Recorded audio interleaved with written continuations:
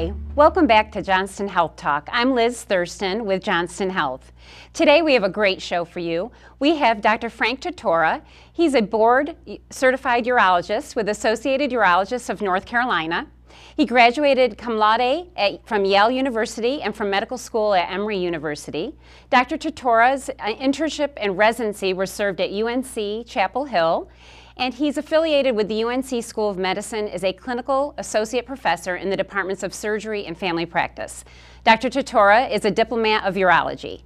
Sought after nationally by developers of new urological techniques and treatments, Dr. Tortora is considered an expert for panel discussion in his field. He's helped develop medical and surgical techniques to aid the treatment of male sexual dysfunction. Dr. Tortora specializes in robotic surgery as well as high-intensity focused ultrasound. Welcome to the show, Dr. Tortora. Thank you very much. It's been a pleasure. So you work for Associated Urology Yes. of North Carolina, and that's a very large group here in the area. Yes, it is. Okay, and so tell us a little bit about what you do as a urologist. So we automatically think of men when we think of urology, but there's women to be served as well. That's true, and it's our numbers probably 60% male and 40% female. When we talk about urologists, we're talking about doctors who specialize in the genitourinary systems. In the female, we're mainly urinary system, which would be kidneys, ureters, bladder, and bladder function. In men, we're dealing with the sexual side effects and the sexual organs, such as the prostate and testicles, but also the urinary organs, which would be the bladder and the kidneys. In both sexes, we deal with urinary tract infections.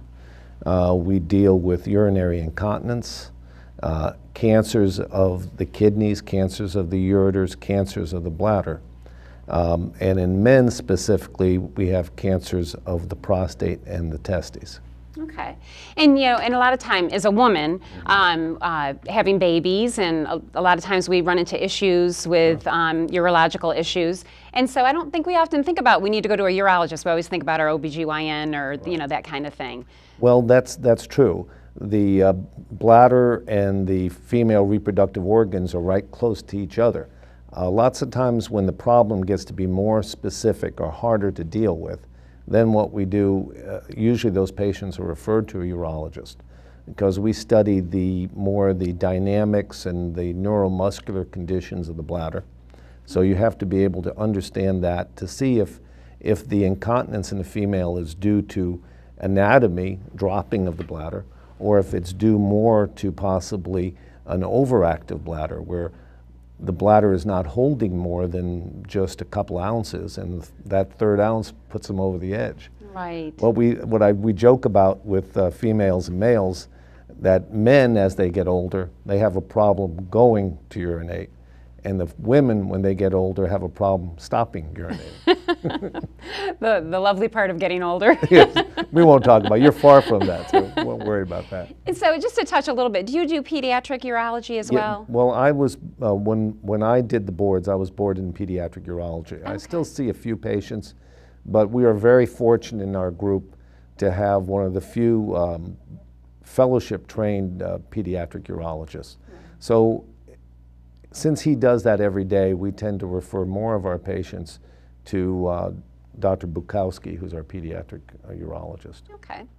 And so today, one of the topics we want to really focus on is prostate cancer for men. Mm-hmm. And I think recently, September, is it September that's Prostate Awareness mm-hmm. Month? So I know we've done some talking in the past on that, but really getting down to, the details of prostate cancer and identifying that and some of the things that you're doing to treat that. So I guess we could start from the simple process of, what is the prostate and what is its function in a male? Well, the prostate sits deep, and I'm going to show this model here, if you can zoom into it a little bit. Okay, very good. This is the bladder here where the urine is stored. The urethra or urine tube, which the man urinates out of, goes through the penis, going through the prostate here. The prostate gland sits right here, right at the base, and between the penis and the bladder. This is the rectum here, and when the physician goes to feel the prostate, he can go through the rectum to feel the prostate gland. And the prostate gland's function is to produce semen. And the urinary tube in the man carries both the sexual sperm cells as well as carrying the urine for the urinary system. The prostate, as a man gets older, gets larger. The three principal diseases of the prostate that we see are enlargement of the gland, which encroaches on this urine tube, making the urine tube smaller, making it more difficult to urinate. It can also get infected by bacteria that come in, and when this gland starts off the size of a walnut, it can grow to be a softball. Oh, wow. And that could give quite a problem. Or cancers of the prostate. And the prostate gland is a hormone-responsive gland. Testosterone causes it to grow more. It's very much like the breast in the female, which can be hormone-dependent and estrogen-dependent. The cancers of the prostate can be hormone-dependent, just like the breast cancer. It's very interesting that families that have a higher incidence of breast cancer also have a higher incidence of prostate cancer in many respects. So the prostate, as it ages and it grows, can make mistakes as those cells grow and lead to cells that don't regulate themselves and overgrow. Okay. And so, and it's very common. And so as men get older, as you mentioned, the prostate grows in size and therefore can cause some issues. Right. But do we see it, is it very common in a lot of men as they get older? I mean, do you see a lot Yes, of it? the prostate causing problems urinating can occur, it's estimated, once a man's in his 60s, it starts getting worse and worse, and when they're 70s, it may affect as many as 80% of men. Wow. And the funny thing is, unfortunately, a lot of people call it an enlarged gland, but it's not only an enlarged gland, it's really the infringement of the urine tube. And I tell people, think of it as a donut, because it's circular, goes around the urine tube. You can have donuts that are small donuts, but are all cake and no hole. Right. And then you can have a Krispy Kreme that may have a big hole in the center. So it's really not the overall size, but it's also the opening of the channel that's very important. And so we mentioned age, but so some of the other causes for concern with your prostate, I had read that race can be an issue too, that you see it more in one race than another. Is Yes. that true? There appears to be a racial component there. The African American population, especially in eastern North Carolina, has been found to have a very high incidence of prostate cancer. Not only is prostate cancer more common in the African American population, but it also appears to be a more aggressive type of prostate cancer, such that we really look at a lower PSA, and we'll talk about diagnosis in a while, but the Caucasian population falls somewhere in between, and the Asian population tends to be a little less. Okay. We don't know if it's totally genetic, or it could also be environmental, since both African Americans people coming from Africa and Asians coming from Asia, it seems that the incidence of prostate cancer tends to increase in the United States. So which leads us to diet can be an issue as well. So what we're putting in our body, and really anything that we talk about with any type of disease or issues that we could have health-wise relates to exercise and diet. Yep. And really that is the key if we could just follow it. And it's interesting. There appears to be an epidemiologic correlation with higher fat diets and prostate cancer. Okay. And so when we think about every year we go for our annual exam, just for a regular physical. And so in men, is this something that that's checked for on an annual basis when you have your regular exam? Is that, at what age do we really start looking for that? Well, in the average man, if you talk about Caucasians, we talk about age 50. We talk about African Americans, usually age 40, because of the higher incidence. And this has become an issue of discussion. About 5 years ago, there was a governmental preventative disease task force that looked at one of the main tests that we do, which is a prostate-specific antigen, a PSA. Mm-hmm.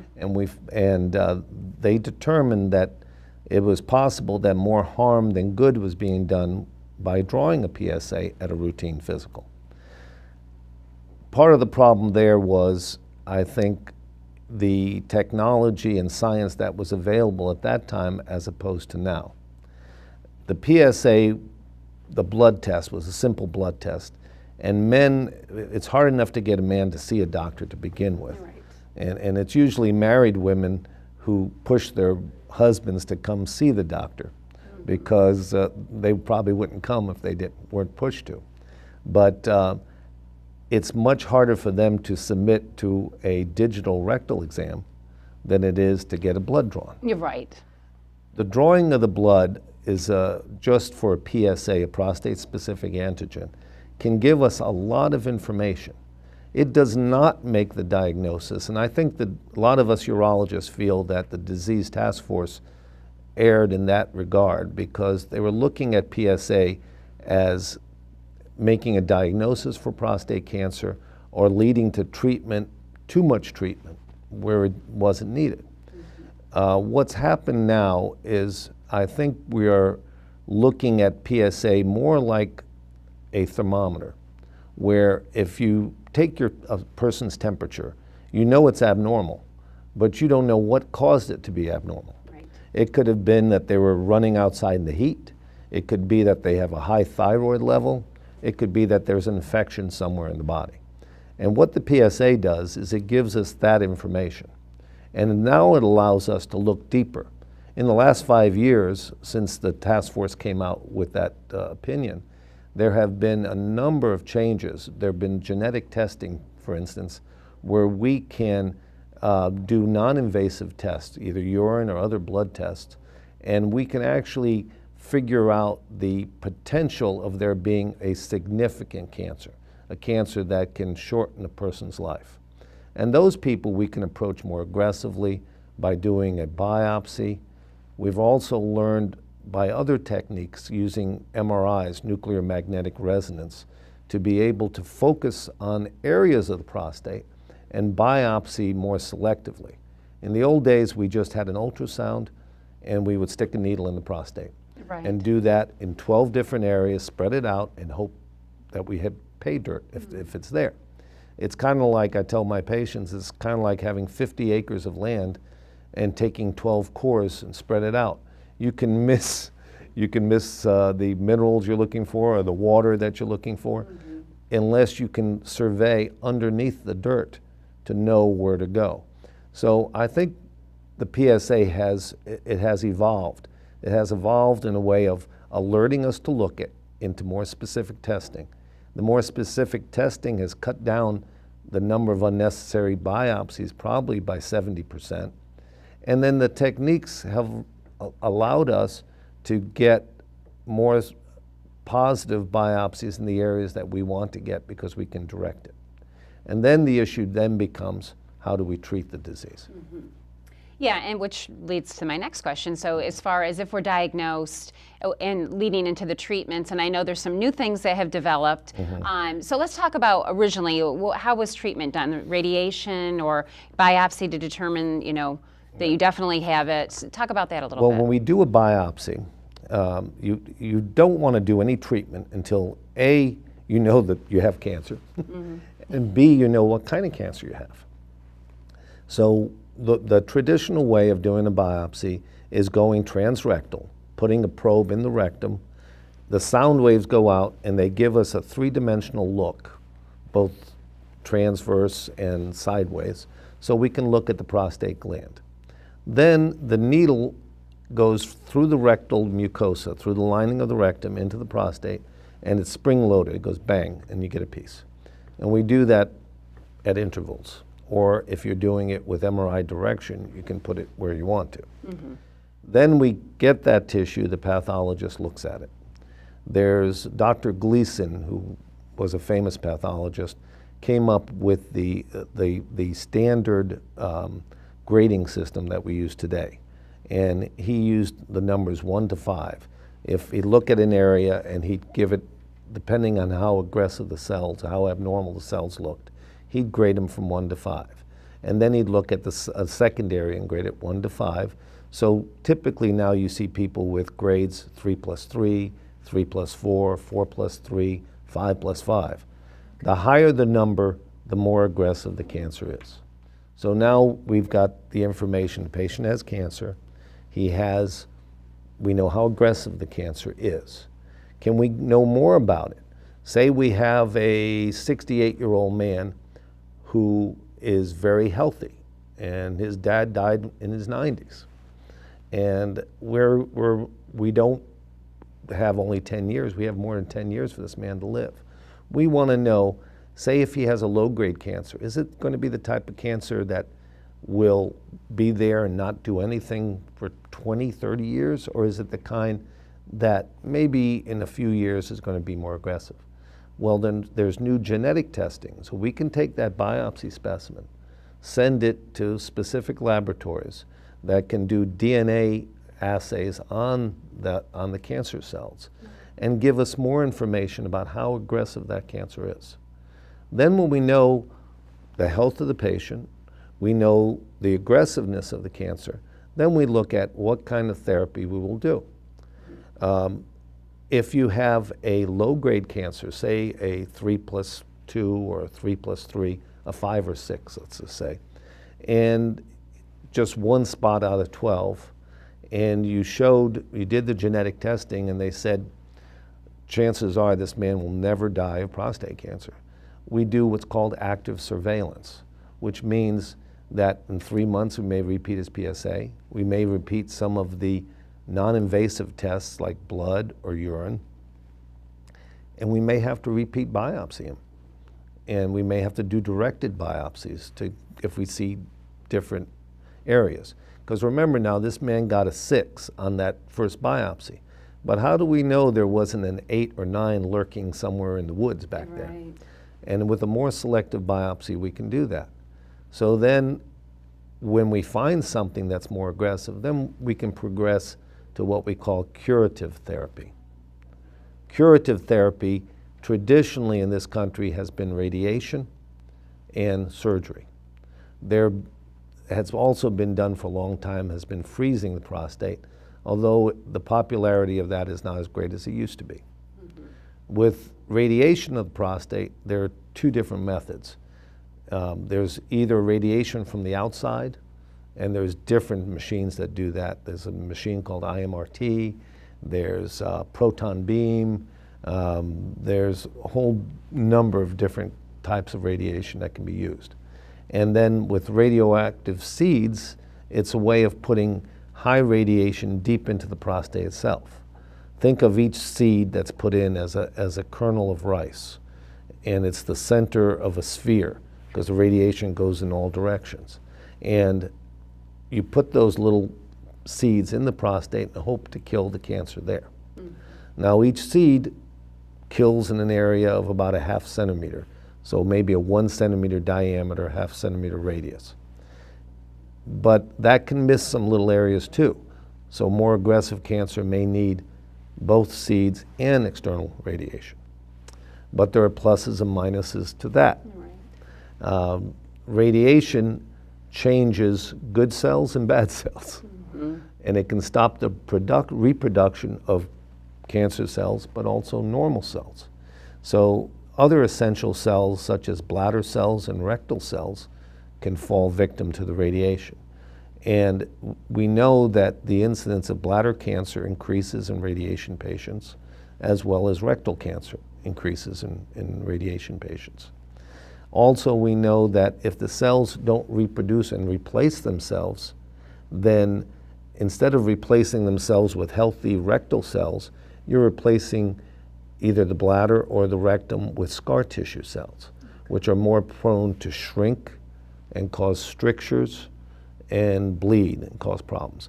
So you've got to realize that everything is there's a plus and minus. Yeah, and we've had Dr. Anderson, Rusty Anderson, oncologist. I've talked to him many times about the different forms of cancer and the stages of cancer, and it's just so amazing really what the body does. And when you think about radiation or any type of treatment, chemotherapy, it's scary because of the damage that it can do, even though you're trying to do the good thing and kill those cancer cells. It's the collateral damage. Right, exactly. And so it's hard to make a decision. How are you going to treat this? What do you want to do as that patient that has the cancer? Now with surgery, there have been huge improvements. Surgery for the prostate used to be a pretty gross affair. It was big incision, get in there, it was done. The surgeon standing up, the patient's laying down. The prostate is deep underneath, I see this again, but think of the patient laying down. The prostate is underneath this pubic bone here, and the pubic bone covers the prostate. So the surgeon has to bend over and try to look deep into that pelvis and work on it. And the surgery cannot be as delicate as it should be because the nerves that travel to the penis that can be damaged by radiation can also be damaged surgically. Unfortunately, they don't come painted yellow like in these diagrams and stuff. They're microscopic. But with the robot surgery that's evolved in the last 10 years, I've been involved with it for 10 years, it's been around 11 or 12 years, it has been remarkable. Because when the surgeon is sitting at the computer terminal that runs the robot, the computer area that runs the robot has a visor. The surgeon sits looking in the visor. The patient laying on a table, the assistant to the surgeon is sitting next to that patient. There's a camera that goes through the belly button and 4 little holes, each about as big as the tip of my finger. So the holes are very small. The camera that's going in has 2 eyes, so it has 2 cameras. So the surgeon, who's now with a visor looking in his computer, he can see 3-dimensionally, which is a big change. If anyone's had laparoscopy before, laparoscopy, one assistant is holding the camera in the patient, and the surgeon is looking at a monitor, and everything is 2-dimensional. And the surgeon is dealing with straight instruments that go in and out, can be twisted, and can go side to side. But that's about it. Right. With the robotic surgery, the important thing there is that the surgeon is seeing 3-dimensionally. And his instruments have hinges in them. So they can go in and out, they can go around, but they also have wrist action. Wow. So when you think about sewing, your wrist has to turn. And that's how they got the name Da Vinci. Okay. But the beauty of it is that the surgeon has 3-dimensional viewing. Think about trying to have a needle and you want to thread it. If you do it with one eye closed, you can't really get it in. So the Da Vinci has added a lot. There are risks and problems with it, such as bleeding, infection, damage to other organs. Although the statistics show that blood loss is less with the robot, it's less with, and injuries are small. Okay. And I definitely want to talk about this procedure that you've been doing. It's only been approved in the last 2 years? 1 year. 1 year by the October FDA. 30th, Okay. 2015. And it's the high intensity Focused ultrasound. focused ultrasound. Tell us about that. High intensity focused ultrasound, the work on it started about, about 30, 40 years ago, 40 years ago. And Indiana, University of Indiana was a leading group. Over the years, it's developed into a modality that can be used for kidneys, livers, prostate. The probes that are used are different. If we can get to that picture on HIFU, if you look at the slide there, the probe is on the bottom, the sound waves go up, and they burn an area, those little yellow torpedoes. Each one is 12 millimeters by 3 millimeters by 3 millimeters. And the principle is they're using sound waves. It's kind of like a magnifying glass. If you think of light going through a magnifying glass, you can burn a leaf. But if you put your hand halfway between the leaf and the magnifying glass, you won't get burned because it's not focused. So the sound waves are focused into the prostate. destroying the prostate without touching the rectum or other tissue around it. So it's a very non-invasive way of killing prostate tissue. You can see the next slide there. If you look at the next slide, you can see how it sits underneath the prostate. The prostate is divided into various portions that are taken out one by one. Next. This may become very useful as a non-invasive tool for people who decide that they've had enough of active surveillance. It's very hard for a person to accept the fact that they have a cancer in the body, that it may not do anything, but they have to check on it all the time. And you don't want to cause erectile dysfunction, urinary incontinence, blood loss, loss of employment for something that may not need it. And this modality has a way of killing cancer cells without causing anywhere near the number of the problem of urinary incontinence or erectile dysfunction as surgery and radiation can. That's just to show what the tissue looks like before and then after. You can see that it actually kills the tissue. Next. And the way the sonoblade works, it diagnoses, it shows the area of the prostate, it destroys the tissue, analyzes this destruction, and then we continue to the next step. And that just shows in the future we'll be able to do partial destruction, which really leaves even the sexual function of the prostate intact. So we're going from very radical treatments to very measured and focal treatments, much like the way breast cancer is being treated. It really is amazing, and to see where technology has come, and the use of ultrasound in your specialty as well as I've seen it in other specialties of guests that we've had on the show to talk about. And it's amazing. I think it's important that we, tell people to get their exams. It is important, even though the controversy has been out there. Like you said, the PSA test is really to help determine, is there something that we need to investigate more, right, and really to take advantage of that and be healthy and get our physicals as we need to. That's right. And listen to those daughters and wives who tell their husbands to come see the doctor. That's right. Listen to us. So thank you so much for coming on the show today. It went by so fast. It's such interesting information, and I'm sure that our audience is very interested in learning more about this. So please, if you want to make an appointment with Dr. Tortora or learn more about the prostate cancer and healthiness, please call Associated Urologists of North Carolina, and you can reach them at 919-467-3203. Thank you, and please join us again for the next edition of Johnston Health Talk.